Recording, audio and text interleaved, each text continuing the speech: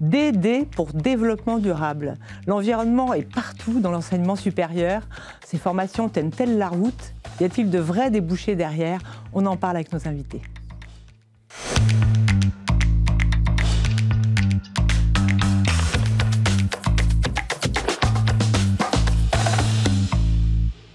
Godefroy Beauvalet, vous êtes directeur de l'École des mines de Paris. Bonjour. Bonjour.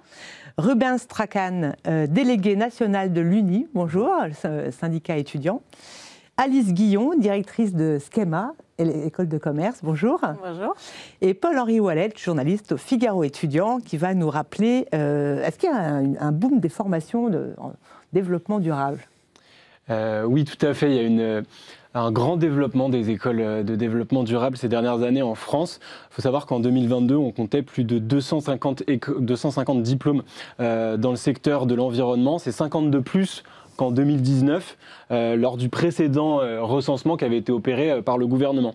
En 2021, donc c'est nos derniers chiffres, ça représente à peu près 121 000 jeunes qui sont scolarisés dans ces formations, et c'est donc 78% de plus que les jeunes qui étaient à l'époque inscrits dans ces formations en 2008. Alors, quel type de diplôme en fait ? Eh ben, on va en retrouver une très grande variété.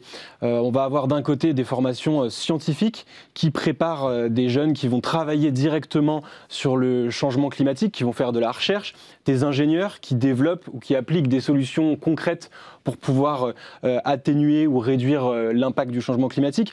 Et puis de l'autre, on va avoir un vaste panel de formations en gestion de projets environnementaux, en management ou en communication. Et là, c'est plutôt des formations qui s'adressent à des jeunes qui vont travailler dans des ONG, dans la responsabilité sociale et environnementale des entreprises ou dans les institutions publiques. Dans quel type d'établissement? Ce sont des écoles de commerce, d'ingénieurs, les universités?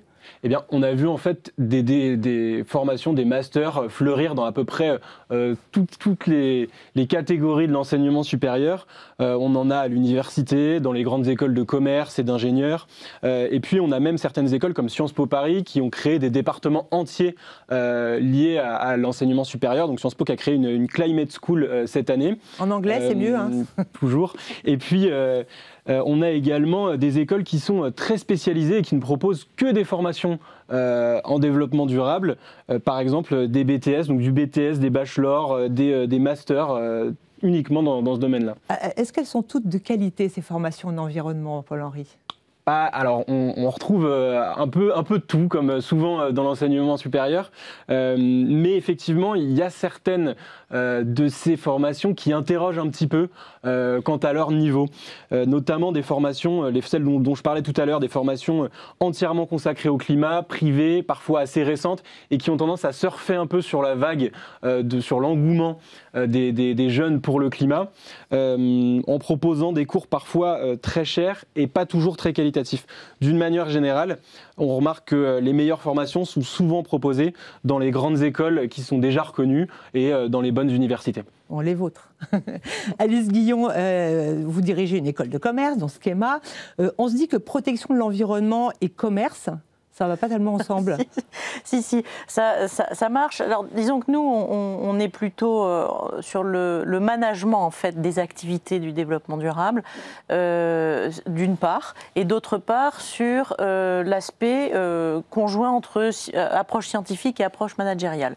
Donc, dans les écoles de commerce, on développe les deux, on va dire, approches, et c'est tout à fait compatible, puisqu'aujourd'hui, on voit les entreprises qui ont recours de plus en plus, alors d'une part, à des responsables ou des directeurs ou des directrices d'entités autour du développement durable ou de la responsabilité sociale de l'entreprise, mais au-delà de ça, c'est l'aspect double compétence qui est beaucoup plus prisé et qu'on voit, nous, dans nos relations avec les entreprises. Ils viennent nous voir pour avoir des gamins, enfin des diplômés, formés, par exemple. Qui sont jeunes. Hein. Voilà, des petits qui sont formés dans leur métier, on va dire, les métiers qu'ils ont choisis, avec évidemment une très grande ouverture sur les problématiques du développement durable, la responsabilité sociale de l'entreprise ou d'autres.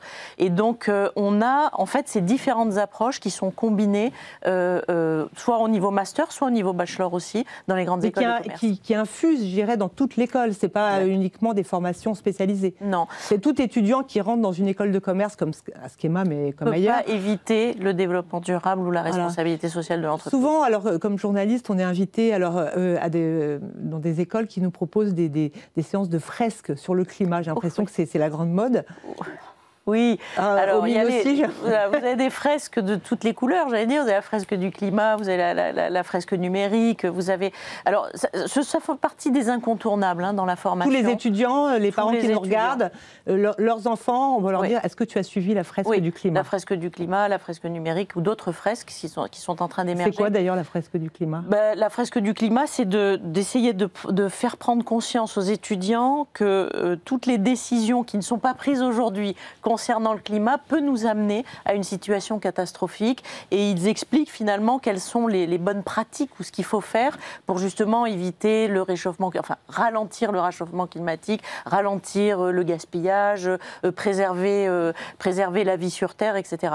Et donc l'idée de le faire sous forme de fresque, c'est d'avoir les enchaînements en fait et qui deviennent un peu inéluctables, et c'est de faire prendre conscience à cette jeunesse qu'effectivement eux peuvent agir à un moment donné de l'histoire, ils peuvent agir sur les différentes étapes qui seront de leur responsabilité plus tard, et donc c'est vraiment une grosse prise de conscience. Godefroy Beauvalet, vous dirigez l'école des mines de Paris. L'école des mines aussi s'y est mise ? On fait plus que ça, et de ce point de vue-là, la fresque du climat, je dirais, c'est quasiment aujourd'hui le tout début. Aujourd'hui, les élèves qui rentrent à l'école des mines, beaucoup d'entre eux ont déjà fait une fresque du climat avant le bac, autour du bac, au lycée, ou en prépa, ou dans leurs études précédentes. Donc aujourd'hui, je crois qu'en tout cas pour les écoles d'ingénierie, on va beaucoup plus loin que ça, et notamment parce que la fresque du climat a la particularité d'être peu quantitative. C'est bien sur les mécanismes causaux, mais nous, on va essayer d'aller beaucoup plus loin, puisque le principe de l'ingénieur, c'est quand même d'essayer d'avoir des raisonnements. Donc un étudiant qui sort de prépa, qui sort de, je sais pas, de Janson, de Ginette, il arrive aux mines, et là, qu'est-ce qu'il fait ? On lui dit l'écologie, c'est important ? On ne lui dit pas que ça. On lui dit que la température s'élève et il faut tenter de vivre, pour paraphraser Paul Valéry. Donc il y a 3 étapes. D'une part, d'appréhender dans son ensemble la situation dans laquelle on est. Donc quand on sort de prépa, on ne s'est pas forcément intéressé exceptionnellement au climat, à la biodiversité. Peut-être qu'on a fait plus de mathématiques du 19e et du 20e siècle que de problématiques vraiment immédiatement utiles. Et on sait pourquoi, il y a des raisons derrière ça. Et donc on passe par 3 phases. Une phase d'absorption du choc et des données, pour raisonner en ingénieur dessus, donc savoir où on en est, quelles sont les trajectoires. C'est souvent un peu rude d'un point de vue compréhension du monde dans lequel on est, parce que la situation, elle n'est pas simple, parce que la crise, elle n'est pas demain, elle est en ce moment. La crise climatique, elle a déjà lieu, elle est inégalement répartie, comme toutes les crises, mais on est déjà dedans. Et puis ensuite de dire, OK, qu'est-ce qu'on en fait ? Et donc il y a une phase où on va accompagner le fait de réagir, et donc de se mettre à agir, et moins dans une posture personnelle ou militante, et plus dans une posture d'ingénieur, c'est-à-dire d'acteur, transformateur dans un milieu organisé, quel milieu de l'entreprise, quel milieu des politiques publiques, quel milieu des produits, de l'innovation, pour continuer à vivre, continuer à essayer d'avoir une société prospère, faire face aux risques, et le faire en responsabilité. C'est ça qu'on apprend dans la dimension d'ingénierie. Et comment ils réagissent, les jeunes, finalement, les étudiants ? Alors je crois que c'est vraiment un accompagnement tout du long, qui ne sont pas du tout pareils réceptifs, en première, deuxième, troisième année. Ils sont très réceptifs aujourd'hui, ils sont très conscients, et en même temps, ils sont aussi allergiques à cette posture un peu paternaliste qu'on a parfois de on vous laisse une situation bien pourrie, donc on compte sur vous. Et ça, c'est quelque chose qui les fait réagir, et c'est normal. Donc ça, on l'a beaucoup regardé avec eux, et ce qu'on essaye de leur donner, c'est progressivement les clés pour être des acteurs, y compris dans la formation. C'est-à-dire qu'après les phases de première année, on va leur injecter beaucoup de connaissances, on va les faire travailler à leur réaction, travailler sur les controverses aussi, parce qu'on n'est pas obligé, c'est des sujets sur lesquels on va en parler certainement, certainement, il y a des opinions qui peuvent être en forte contradiction, ou alors on est peut-être dans des contradictions qui nous traversent nous, parce qu'on peut avoir une posture morale, et puis de temps en temps, on a aussi une posture plus consommatrice, par exemple, et c'est très légitime. Donc, on commence par ça, mais ensuite, progressivement, on va leur donner des clés, puis on va les faire agir jusqu'à ce que, et ça, on a reconstruit notre scolarité sur ces sujets en 2019, on les amène jusqu'à, en 3e année, prendre en charge des projets et prendre en charge un séminaire de plusieurs jours sur le sujet dont ils sont acteurs, qui s'appelle Ingénieurs en transition. Et là, c'est eux qui ont les clés du cours et qui invitent qui ils veulent et puis qui fabriquent des objets pédagogiques à partir de ce sujet. Ruben Strakant, que vous disent les étudiants finalement? Est-ce qu'ils n'ont pas cette impression d'avoir un peu un lavage de cerveau, c'est partout hein, l'écologie. Hein. Alors je sais, c'est très important, mais est-ce que parfois ça peut les agacer? L'écologie, le réchauffement climatique sont des sujets assez importants. Ils sont sensibles à ça hein. Le plus, oui, ils sont assez sensibles à ces questions-là. Ça va être d'y répondre par l'innovation, ça va être d'expliquer, par exemple, en quoi les centrales nucléaires ne rejettent pas de CO2, parce qu'il y a beaucoup d'idées reçues sur ces questions-là. En revanche, les étudiants, vous parliez d'allergie, je pense qu'ils sont pour beaucoup, en tout cas des retours qu'on a, allergiques au discours idéologique qu'on peut trouver dans beaucoup de ces cours. Aujourd'hui, on a beaucoup d'écoles de commerce qui, ne serait-ce que sur leur page d'accueil, vont présenter leur vision, l'environnement comme étant important, parce qu'il faut sensibiliser les étudiants au changement climatique.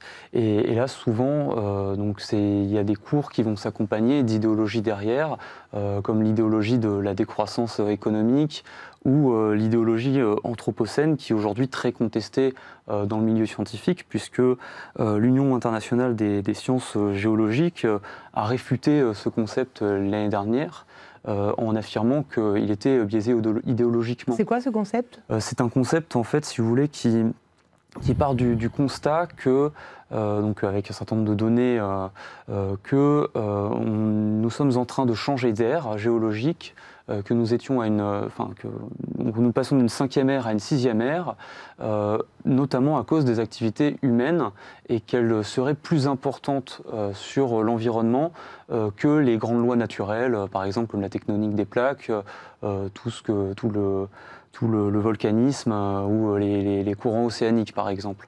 Donc il y a quand même un certain nombre de dérives aujourd'hui. Donc, vous parliez par exemple de la fresque du climat, qui se base sur des rapports du GIEC et qui affirme une neutralité.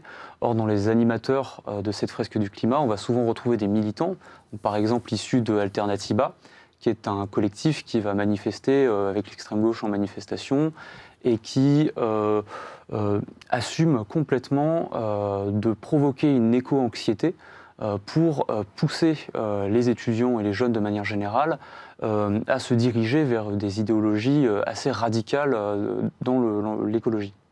Alors Alice Guillon, comment vous faites la part entre le militantisme, l'éco-anxiété, ça c'est un vrai sujet, et puis l'action qui peut être évidemment positive? Je pense qu'il faut réagir. Nous, dans nos écoles, on a des chercheurs, et je suis tout à fait d'accord avec ce que vous avez dit. Il faut vraiment faire la part et éviter l'approche militante sur ce sujet-là, parce que ça crée... On l'a vu pendant le Covid, hein, on a des jeunes qui étaient très éco-anxieux, qui vivaient très très mal, qui ont commencé à avoir tout un... Enfin, ça a été vraiment très très très fort à ce moment-là. C'est qu'il y a eu un record de dépression. Exactement. C'est retombé. Là, on arrive à un dialogue beaucoup plus sensé. Et je pense que nous, notre devoir, c'est de rester avec une approche scientifique. C'est ce que vous disiez, c'est-à-dire que... Juste, vous avez eu une phase au moment de la remise des diplômes avec des étudiants qui prenaient la parole pour dire qu'il faut changer le monde, comme on a eu à l'agro, c'était à l'agro Paris-Tech. Je ne sais pas si vous l'avez eu. Oui, les bifurqueurs, pardon. Les bifurqueurs. Non, nous, dans les écoles de commerce, chez nous, on n'en a pas eu. On a même invité, nous, les étudiants, à prendre la parole sur ce sujet-là c'était il y a 3-4 ans, pendant la remise des diplômes, en disant voilà, on vous donne une tribune, c'est important que vous expliquiez quelle est votre vision et comment vous allez y contribuer. Et donc, c'était pas du tout belliqueux, c'était au contraire très constructif. Non, nous, on n'a pas tellement eu le problème, parce qu'aussi on a un brassage international très fort dans l'école.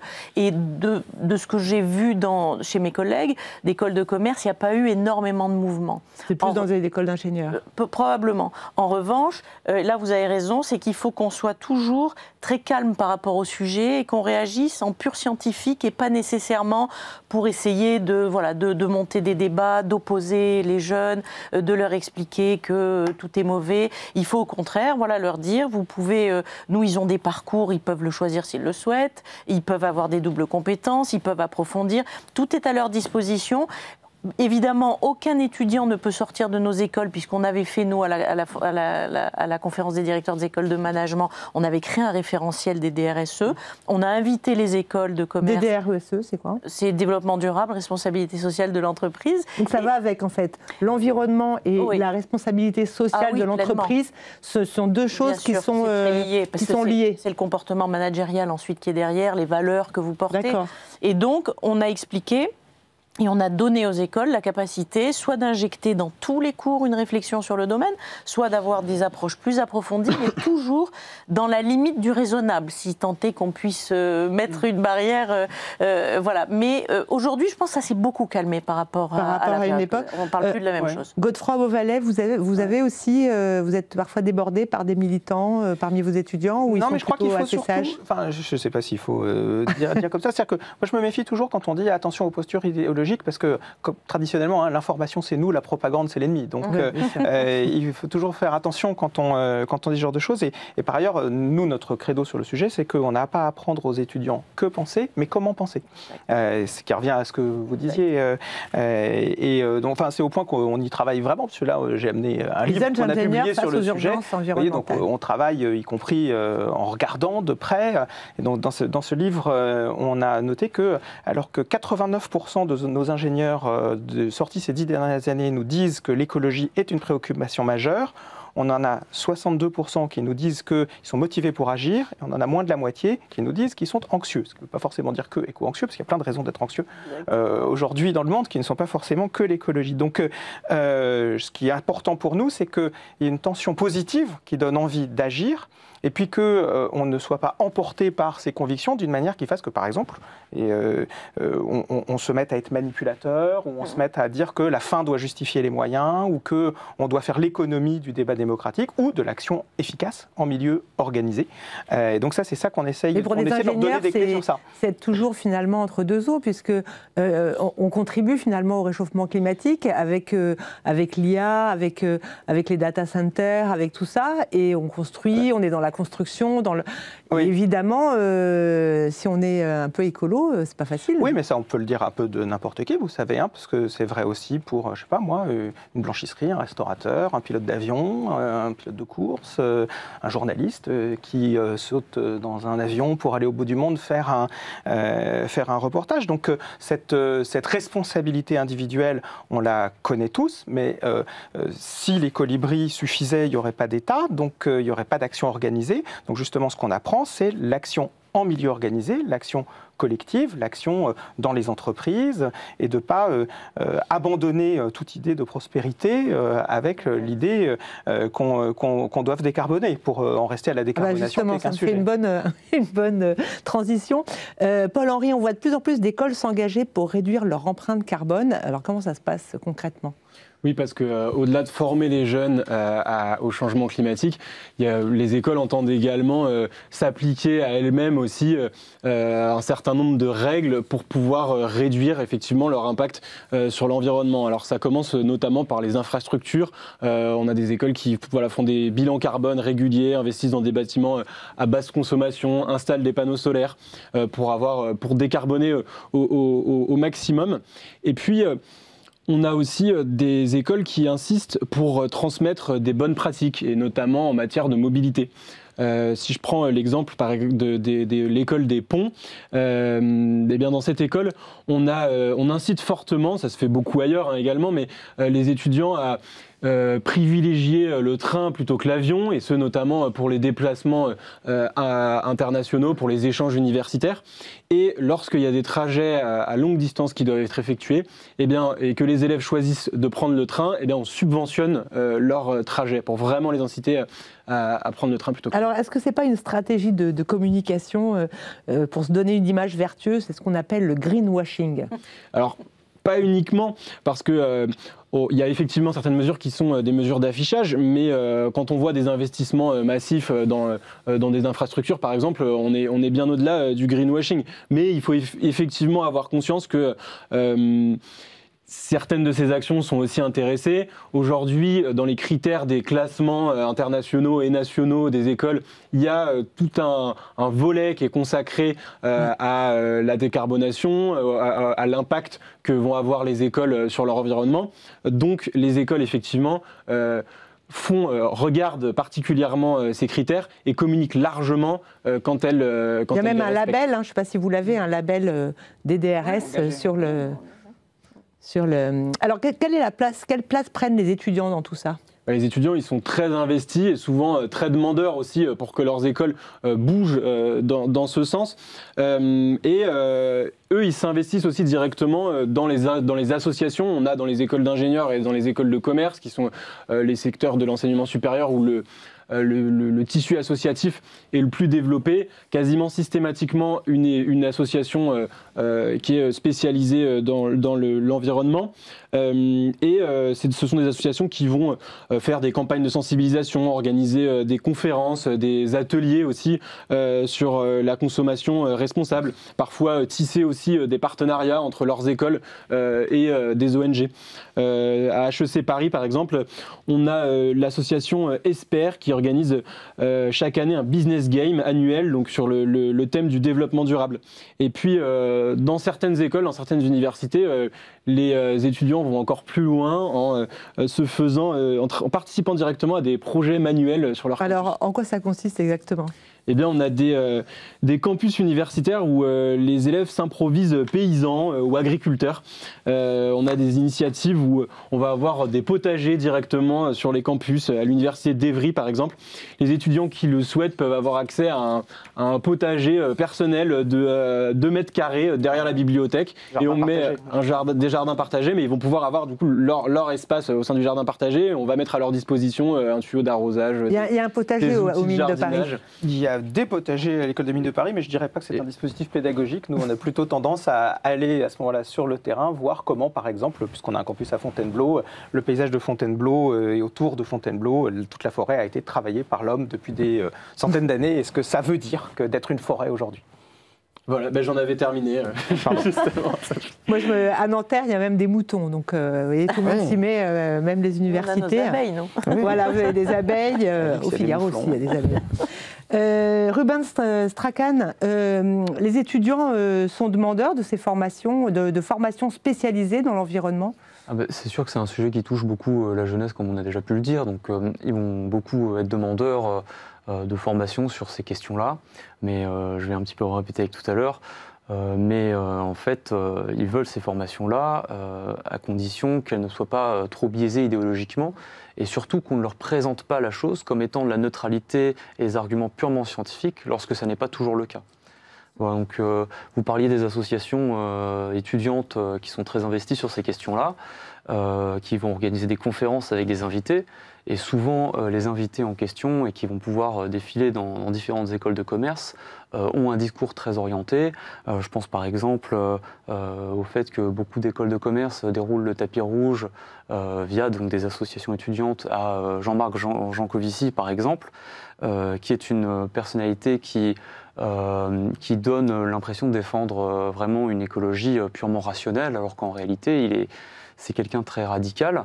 Par exemple, dans une de ses conférences à Genève, il avait affirmé que la démocratie était un obstacle à la transition écologique et qu'il faudrait peut-être s'inspirer de modèles comme la Chine.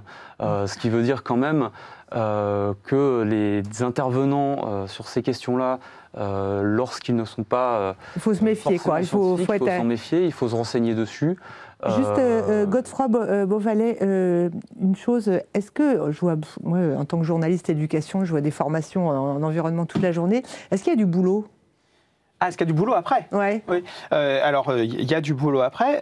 Simplement dire que Jean-Marc Jancovici est intervenant à l'école des mines et que nous, il ne nous dit pas des trucs sur la démocratie, qu'il ne faut pas confondre la posture parfois provocatrice de Jean-Marc Jancovici pour faire avancer le schmilblick en tant que personnalité publique. Et puis, ce qu'il enseigne dans son cours, c'est un cours extrêmement quantifié, quantitatif, qui d'ailleurs est disponible en ligne, que je recommande de voir, même si la version capturée est un peu ancienne maintenant, donc elle mériterait d'être remise en ligne. Maintenant, oui, il y a du travail, mais je dirais il y a un peu deux dimensions. Il y a ceux qui vont être spécialistes de ces sujets-là, qui vont être patrons de RSE, ingénieurs RSE, qui vont consultants en RSE, puisque c'est un métier, en ingénierie climatique, etc.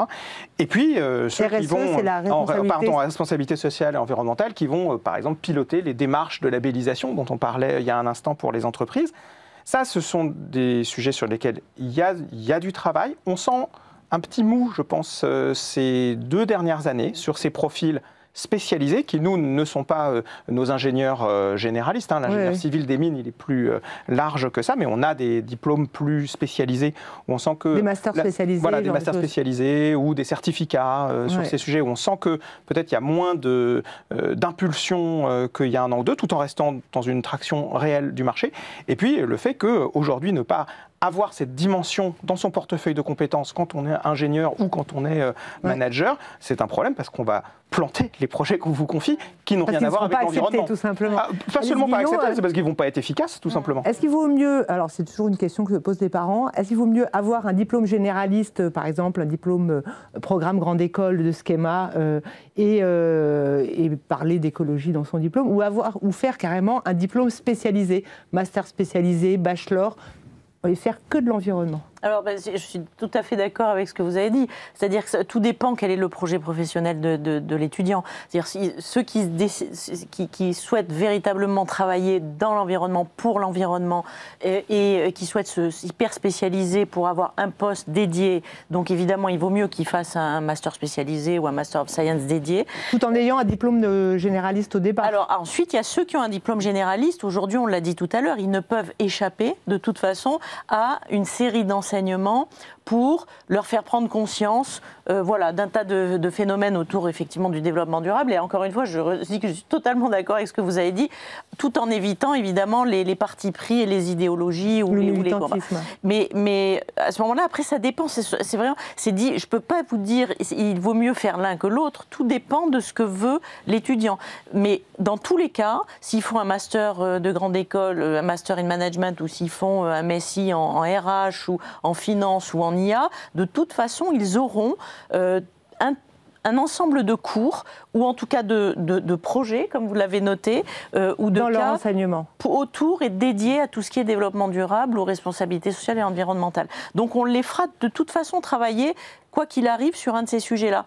Ça ne veut pas dire qu'ils vont faire que ça, mais ça veut dire qu'ils ne pourront pas être diplômés de l'école sans avoir un minimum de valeur et de connaissances sur les risques et les opportunités des grands enjeux écologiques qui sont... Ce qu'on voit, c'est quand même peut-être plus rassurant pour des familles de choisir des écoles un peu installées comme les vôtres, c'est moins qu'on puisse dire, plutôt que des écoles un peu récentes dont parlait Paul-Henri et qui ont finalement 6 mois d'âge et qui surfent un peu sur la mode. Surfer sur la mode, oui, il faut l'éviter. Mais là, c'est le problème, on en a déjà parlé ensemble, Sophie, le problème des officines par rapport aux historiques. Bon, si on peut donner un conseil, voilà.